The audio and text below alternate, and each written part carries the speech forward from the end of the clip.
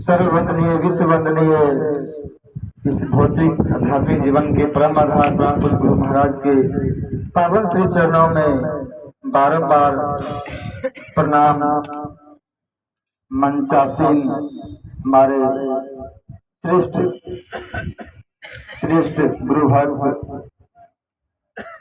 और मार्गदर्शक संवेद समादरणीय सज्जनवेद आदरणीय माताओं भक्ति स्वरूपा बहनों एवं मुद मंगलमय समाज के सभी लोगों को सर्व खलिदन बरम सबको मेरा बारंबार प्रणाम। अभी हम लोग राम सेवक जी के निवास स्थान पर सत्संग पंडाल में बैठे हुए हैं। बड़ा ही सुंदर शुभ मुहूर्त कहा जाए और उस बालक का जिनका नाम भी रखा जा चुका है आनंद, बड़ा ही अच्छे नाम रखे हैं। आनंद से बढ़कर कुछ तो है ही नहीं है। सत्य है तो आनंद ही है। आनंद का परमात्मा दूसरा नाम ही आनंद है। और इस घर में जन्म लेना जरूर उनके पूर्व जन्म की कमाई है।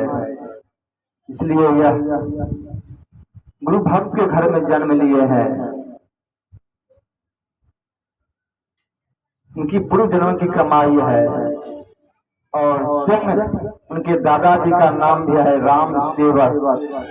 राम जी के जो सेवक है वही राम सेवक। और यथार्थ अपने नाम जो नाम है उनके अनुसार वे चल भी रहे हैं। बराबर सत्संग में ही रहते हैं, सत्संग कराते हैं, सुनाते हैं, सबको सुमार्ग पर लाते हैं। वो राम के सेवक वाला अवश्य ही काम कर रहे हैं, यथार्थ काम कर रहे हैं। और देखिए आज छठी का दिन, एक तारीख एक परमात्मा में मिलाने को भी इशारा करता है। 9 महीना घर में बच्चे को रहना पड़ता है, ये भी इशारा कर रहा है। और रविवार का दिन जो गुरु महाराज के 7 दिन में रविवार को विशेष दिन के दर्जा दिए हैं। ऐसे पवित्र दिन में इनके आंगन में सत्संग हो रहा है। अहो भाग है इस आंगन का, नंद घर आनंद भयो, जय कन्हैया लाल की, जय कन्हैया लाल की। बड़ा ही सुंदर अवसर पर हम लोग सत्संग कर रहे हैं। और विषय भी बड़ा ही सुंदर रखा गया है। यह मानव जीवन का यथार्थ क्या है, क्या करना चाहिए। बड़े भाग मानुष तन पावा, सुदुर्लभ सब ग्रंथ ही गावा। सब ग्रंथ गा रहे हैं कि मानव चोला सबसे ऊंचा में है, सबसे ऊपर है। Human body is top of creation. जितने भी क्रिएशन है ये ह्यूमन बॉडी सबसे टॉप ऊपर में है। और जब ऊपर में है इसका काम भी ऊपर वाला होना चाहिए, तब ऊपर कहलाएंगे। और ऊंचा काम क्या होगा, तो परमात्मा की भक्ति से बढ़कर और है क्या। परमात्मा का भक्ति कर लीजिए, इस जीवन को सार्थक बना लीजिए। 184 योनि में मानव देव प्रधान, भज लीजिए भगवान को, चलिए कारथ जान। 84 योनियों में यह मानव का शरीर प्रधान है। नहीं भजेंगे अकारथ चला जाएंगे। परमात्मा की अहेतुक कृपा है हम पर। बहुत उनको दया आई, जब बहुत भरम रहे थे, बहुत कष्ट पा रहे थे, उनको दया आ गई। इनको मौका दे रहा हूँ, इसलिए मौका दिए हैं कि आप अच्छे कर्म करके इस परमात्मा को पा लीजिए, ताकि सदा के लिए दुख से छुटकारा मिल जाए। और इतना ही नहीं, इस शरीर की विशेषता और है, साधनों का धाम है। सारा साधन इस शरीर में देकर भेजे हैं।